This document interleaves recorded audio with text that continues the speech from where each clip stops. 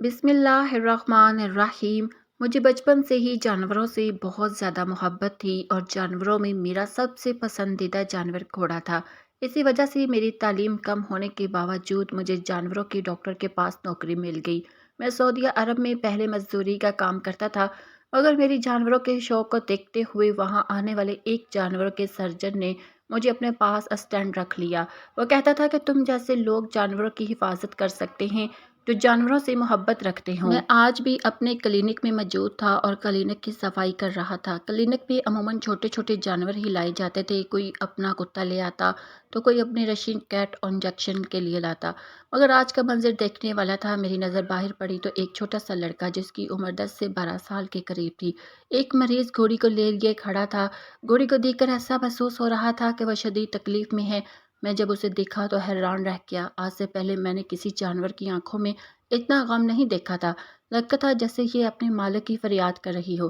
جب میں باہر آیا تو وہ لڑکا بہت رو رہا تھا۔ میں نے اسے پوچھا کہ کیا ہوا؟ کہنے لگا کہ میری گھوڑی کے ساتھ بہت بڑا ظلم ہوا ہے، مگر میں اس بارے میں کچھ نہیں کہہ سکتا۔ آپ میری گھوڑی کا علاج کر دیں۔ تمہیں اتنی قیمتی گھوڑی کس نے دی؟ میں نے دلچسپی سے سوال کیا، کیونکہ لڑکے کی حالت تو مزدوروں جیسی تھی، جبکہ اس کے پاس موجود گھوڑی کافی مہنگی تھی۔ اس کی قیمت نسل کی وجہ سے زیادہ تھی۔ سچ بتاؤں تو یہ گھوڑی تم کہاں سے لے کر آئے ہو؟ لڑکے نے میرے سامنے ہاتھ جوڑ دیے اور رونے لگا۔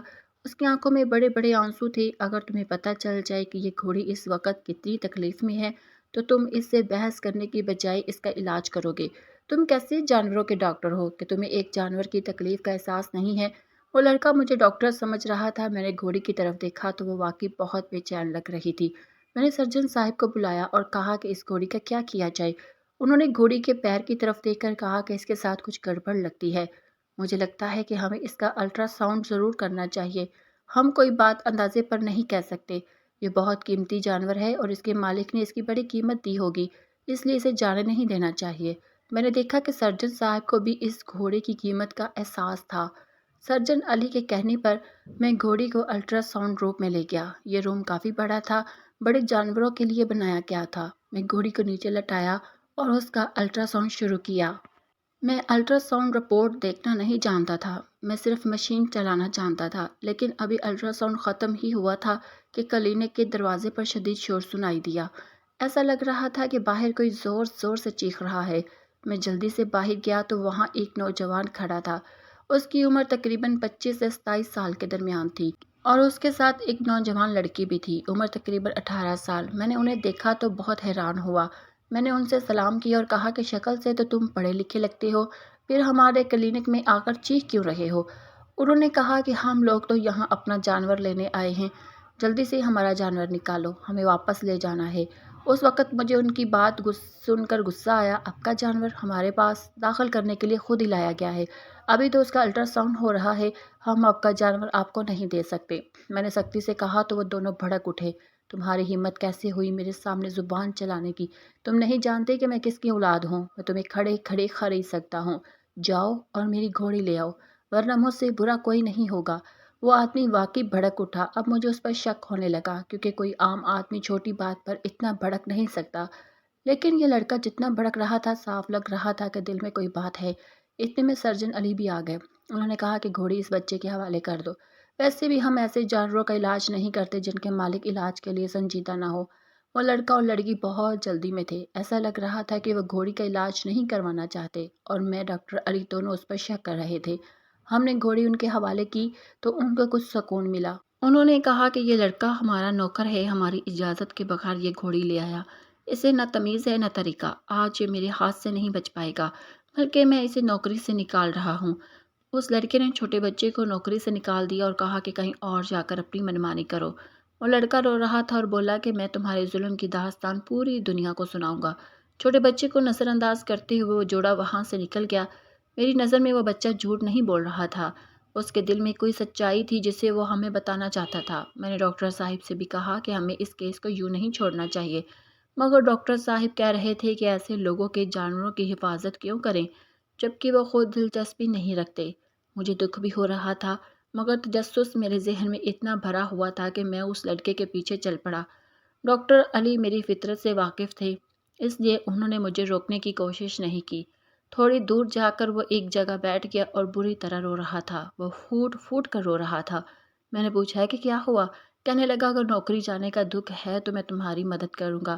اس نے کہا نہیں نہیں، مجھے نوکری کا دکھ نہیں ہے، مجھے اس جانور کی حفاظت کے لیے رکھا گیا تھا، مجھے اس کی حالت دیکھ کر بہت ترس آ رہا، میں اسے تم لوگوں کے پاس لے آیا۔ مجھے اپنی نوکری کھونے کا کوئی خوف نہیں ہے، میں یہاں کا مقامی ہوں، کہیں بھی رہ لوں گا، گزر بسر کر لوں گا۔ مجھے افسوس ہے کہ اس جانور سے بچھڑنا پڑ رہا ہے۔ مجھے وہ گھوڑی بے پناہ پسند تھی، میں نے اسے 8 مہینے محبت سے رکھا، وہ میرے ساتھ بہت مانوس تھی۔ آج اس کی تکلیف دیکھ کر میں برداشت نہیں کر سکا۔ مالک کی اجازت کے بغیر میں اسے کلینک لے آیا، مگر یہ لوگ کسی کو انسان نہیں سمجھتے تو جانوروں کو کیا سمجھیں گے؟ بس مجھے اپنی گھوڑی کا دکھ ہے۔ میں شرط لگا کر کہتا ہوں کہ اس کے ساتھ ان لوگوں نے بڑا ظلم کیا ہے، ورنہ کوئی جانور اتنی تکلیف میں بلا وجہ نہیں آتا۔ وہ تو پالتو جانور تھی، میں نے اس کا خیال رکھا اور مجھے بڑے مالک نے اس نوکری پر رکھا تھا۔ چھوٹے مالک نے مجھے نوکری سے نکال دیا، لیکن کیا تم میری ایک بات مانو گے؟ یہ کہہ کر اس لڑکے نے میرے سامنے ہاتھ جوڑ دیے تو میرا دل بھی پگھل گیا۔ ہاں ہاں، تم کہو، کیا کہنا چاہتے ہو؟ میں تمہاری ہر بات مانوں گا۔ میری بات سن کر اس لڑکے کو حوصلہ ہوا۔ اس نے جو بات مجھے بتائی وہ بڑی عجیب سی تھی۔ کہنے لگا تم نے میری گھوڑی کا الٹرا ساؤنڈ کیا ہے؟ اب تم ایسا کرو کہ الٹرا ساؤنڈ کی رپورٹ لازمی دیکھو اور اپنے ڈاکٹر کو بھی دکھاؤ، کم از کم سچ تم لوگوں کے سامنے آ ہی جائے گا۔ اگر تم میں خود ہمت نہیں ہے تو وہ رپورٹس پولیس کو دے دو۔ جانور کے ساتھ برا کرنے کا حق انسان کو نہیں ہے اور یہ حکومت بھی نہیں دیتی۔ لڑکے کی باتیں بڑی پر اسرار تھی۔ مجھے اب واقعی اس جوڑے پر شک ہونے لگا۔ میں نے اسے کہا کہ تم مجھے ان دونوں کے گھر کا پتہ دے دو تاکہ اگر کوئی بات ہوئی تو ہم وہاں پہنچ سکیں۔ لڑکے نے کہا کہ میں تمہارے ساتھ کلینک چلوں گا، تم ابھی اس کی رپورٹ دیکھ لو، بلا شبہ تمہیں میرے سچ کا اندازہ ہو جائے گا اور یہ بھی سمجھ آ جائے گا کہ ان لوگوں نے اس گھوڑی کے ساتھ کیا ظلم کیا۔ وہ بچہ میرے ساتھ چل پڑا۔ میں اسے لے کر کلینک واپس آیا تو ڈاکٹر علی وہاں موجود تھے۔ میرے پاس الٹرا ساؤنڈ کی رپورٹ سامنے تھی۔ الٹرا ساؤنڈ ہوتے ہی رپورٹس پرنٹ ہو جاتی ہے۔ میں نے وہ رپورٹس اٹھائی اور کہا چلیں کسی دوسرے ڈاکٹر کے پاس چلتے ہیں، اسے کہتے ہیں کہ یہ رپورٹس ہمیں پڑھ کر سناؤ۔ میں اور وہ لڑکا نسیم ایک قریبی پیٹ کلینک پر گئے۔ وہاں جا کر جب ہم نے یہ رپورٹس ایک ڈاکٹر کو دکھائی تو وہ غصے سے آگ بگولا ہو گیا۔ اس کی آنکھیں جیسے خون سے بھر گئی ہوں۔ یہ دیکھ کر اسے رہ نہ گیا۔ اس نے میری طرف دیکھ کر غصے سے کہا یہ الٹرا ساؤنڈ رپورٹ کیا حقیقی ہے؟ کیا تم جھوٹ تو نہیں بول رہے؟ میں نے سچائی میں تمام حالات بتا دی اور کہا کہ ہم یہاں الٹرا ساؤنڈ کی رپورٹ دکھانے آئے ہیں، ہم کوئی جھوٹ نہیں بول رہے۔ اس نے ہم سے اور بھی پوچھا، کہنے لگا کہ تم سچ بتا دو ورنہ بعد میں تمہارے ساتھ بہت برا ہوگا۔ تم نے جو جرم کیا ہے اس کی سزا بہت بڑی اور سخت ہوگی۔ تم نے یہ حرکت کی معلوم نہیں کیا سوچ کر، تم میں ذرا بھی انسانیت نہیں۔ ڈاکٹر کی بات سن کر مجھے بھی ڈر لگا تھا۔ میں سوچنے لگا کہیں سارا الزام میرے اوپر ہی نہ آ جائے۔ میں نے اس لڑکے سے کہا کہ تم بھی اپنا بیان ریکارڈ کروا دو۔ ایسا لگ رہا تھا کہ یہ معاملہ بہت سنجیدگی اختیار کر لے گا اور پھر ویسا ہی ہوا۔ ڈاکٹر صاحب نے فون اٹھایا اور قریبی پولیس اسٹیشن کو کال کر دی۔ مجھے سمجھ نہیں آ رہا تھا کہ الٹرا ساؤنڈ رپورٹ میں کیا ہے۔ اپنے ان پڑھ ہونے پر مجھے افسوس ہو رہا تھا۔ 5 منٹ بعد ہی پولیس کی گاڑی کلینک کے باہر کھڑی ہو گئی۔ ڈاکٹر نے ہم دونوں کو پولیس کے سامنے کھڑا کیا۔ پولیس والوں کو کچھ بات بتائی جو مجھے سمجھ نہیں آئی۔ وہ لڑکا اپنے کانوں کو ہاتھ لگانے لگا کیونکہ وہ عربی زبان سمجھتا تھا، لیکن مجھے کچھ سمجھ نہیں آ رہا تھا۔ میں مسلسل ان کے چہروں کی طرف دیکھ رہا تھا۔ پولیس نے ہم سے کہا کہ آپ لوگوں کو بھی ہمارے ساتھ چلنا ہوگا کیونکہ اس معاملے میں آپ بھی شامل ہیں۔ میں سوچنے لگا کہ کس لمحے میں نے اس معاملے میں ہاتھ ڈالا، لیکن میں نے کوئی جرم نہیں کیا تھا اور مجھے یہاں کے قانون اور انصاف پر پورا یقین تھا۔ اس لیے میں بغیر ہچکچاہٹ کے پولیس کی گاڑی میں بیٹھ گیا جو ابھی ان لوگوں کو بھی لینے ان کے گھر جانا تھی جن کی یہ گھوڑی تھی۔ ظاہر ہے وہ جانوروں کے مالک تھے، اس لیے انہیں جواب دہ ہونا ہی تھا۔ کچھ دیر بعد گاڑی ان کے گھر کے باہر پہنچی۔ پولیس کی گاڑی دیکھتے ہی لوگ باہر نکل آئے۔ ان کے چہروں سے پریشانی جھلک رہی تھی، مگر جب میں نے اس عورت کو دیکھا تو وہ میرے رونگٹے کھڑے ہو گئے۔ میری آنکھیں حیرت سے پھٹی کی پھٹی رہ گئی۔ وہ لڑکی مجھے پاکستانی لگ رہی تھی اور ایسا لگ رہا تھا کہ میں اسے جانتا بھی ہوں۔ کہیں یہ ہماری کوئی رشتہ دار خاتون تو نہیں؟ میں نے دل میں سوچا کہ وہ مجھے بڑی جانی پہچانی لگ رہی ہے۔ لیکن اس وقت بہت زیادہ پریشانی تھی اور میں کچھ سمجھ نہیں پا رہا تھا۔ ان لوگوں کو بغیر پوچھے پولیس نے ہتھکڑیاں لگا کر گاڑی میں بٹھا دیا۔ وہ لوگ پولیس کی گاڑی میں بیٹھے تو لڑکا زور زور سے چیخ رہا تھا اور پولیس کو کچھ بتانے کی کوشش کر رہا تھا، لیکن لڑکی خاموش تھی۔ وہ جیسے بے بسی میں بیٹھ گئی تھی۔ جب میں نے اس کی طرف دیکھا تو وہ مجھ سے نظریں چرا رہی تھی۔ میں سمجھ گیا کہ وہ مجھے پہچانتی ہے اور جانتی بھی ہے۔ اسی وجہ سے اسے مجھ سے شرم آ رہی تھی۔ پولیس اسٹیشن پہنچنے میں زیادہ دیر نہیں لگی۔ جیسے ہی ہم پولیس اسٹیشن پہنچے، ان لوگوں نے لڑکی کو گرفت میں لے کر اندر لے جایا۔ لگ رہا تھا جیسے پولیس کو اس لڑکے پر بے پناہ غصہ ہے، کیونکہ اس نے بہت بڑا جرم کر رکھا ہے۔ میں نے سوچا کہ میں ان لوگوں کے نوکر سے بات کروں جو میرے ساتھ بیٹھا ہوا تھا، لیکن پولیس کے رویے کو دیکھ کر مجھے ہمت نہیں ہوئی۔ ویسے بھی میری عربی ٹوٹی پھوٹی تھی اور میں زیادہ باتیں نہیں کر سکتا تھا۔ مجھے یقین تھا کہ مجھے جلد ہی یہاں سے رہا ہو کر دیا جائے گا، کیونکہ میرا کوئی قصور نہیں تھا۔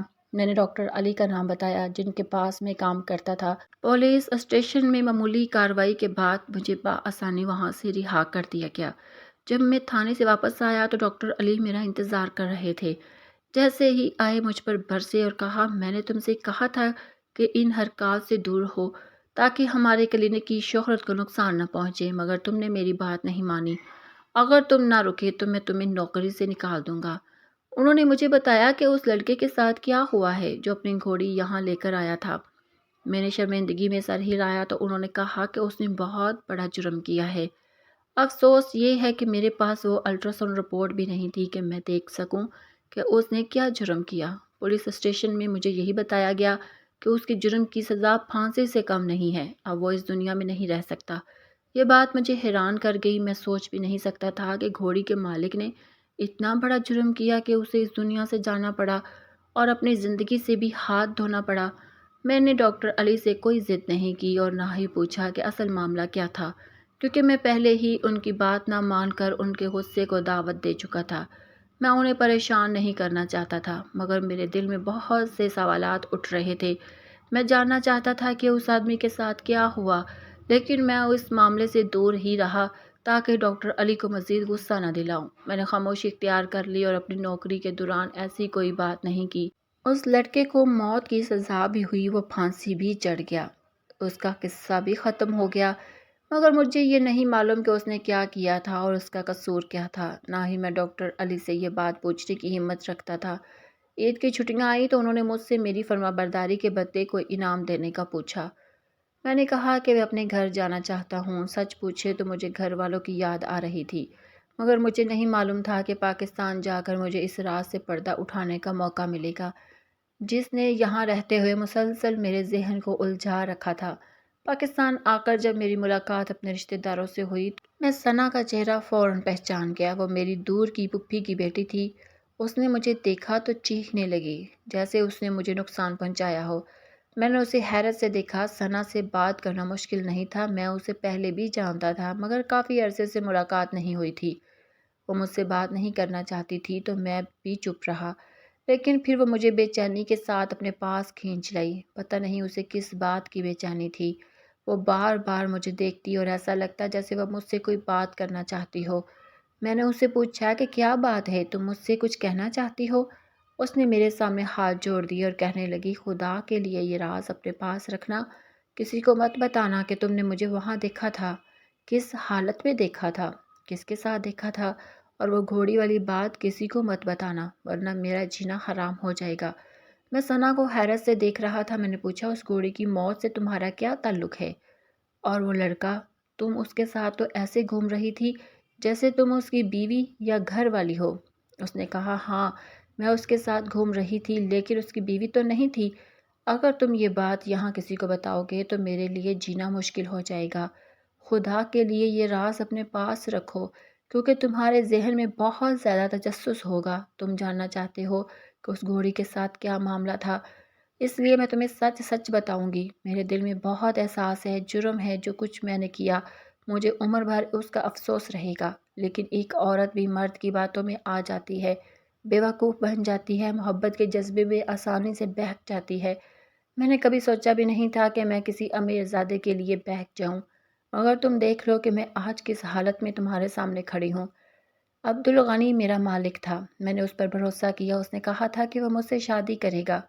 لیکن عبدالغنی نے کیا کیا؟ ہم جب ایک بچے کے والدین بن گئے تو کہنے لگا کہ یہ بہت غلط ہو گیا ہے، ان سب کی اجازت قانون نہیں دیتا، اگر کسی کو پتہ چل گیا تو تم اور میں دونوں اپنی جان سے ہاتھ دھو بیٹھیں گے۔ عبدالغنی نے ہمارے بچے کو موت کی وادی میں پہنچا دیا۔ اگلی بات سن کر تم یقین نہیں کر پاؤ گے کہ اس بچے کو لوگوں کی نظر سے چھپانے کے لیے جب اسے کوئی ٹھکانہ نہیں ملا تو اس نے اپنے جانوروں کو ٹکڑے ٹکڑے کر کے چارے میں کھلا دیا۔ ہمارے ملک کی طرح وہاں نہالے یا خالی جگہ بھی نہیں تھی جہاں کوئی چھپایا یا دفن کیا جا سکے، تو اس نے اپنے جانور کا استعمال کیا۔ لیکن گناہ کب تک چھپتا ہے؟ عبدالغنی کو اپنے گناہ کی سزا بھگتنی پڑی، وہ پہلے جیل میں آ گیا، پھر قتل کے جرم میں اس دنیا سے رخصت ہو گیا۔ اپنی عزت بچانے کے چکر میں نے اس سے اپنی زندگی سے بھی ہاتھ دھو بیٹھا۔ ثنا کی بات سن کر میرے رونگٹے کھڑے ہو گئے، اس معصوم چہرے کے پیچھے کتنی گھناؤنی کہانی چھپی ہوئی تھی۔ اگرچہ ثنا خود کو مکمل مظلوم بتا رہی تھی کہ اس کے ساتھ یہ سب کچھ شادی کے وعدے پر ہوا، مگر میں یہ سمجھتا ہوں کہ گناہ کی طرف اٹھایا گیا عورت کا ایک قدم اس کی پوری نسل پر بھاری ہوتا ہے۔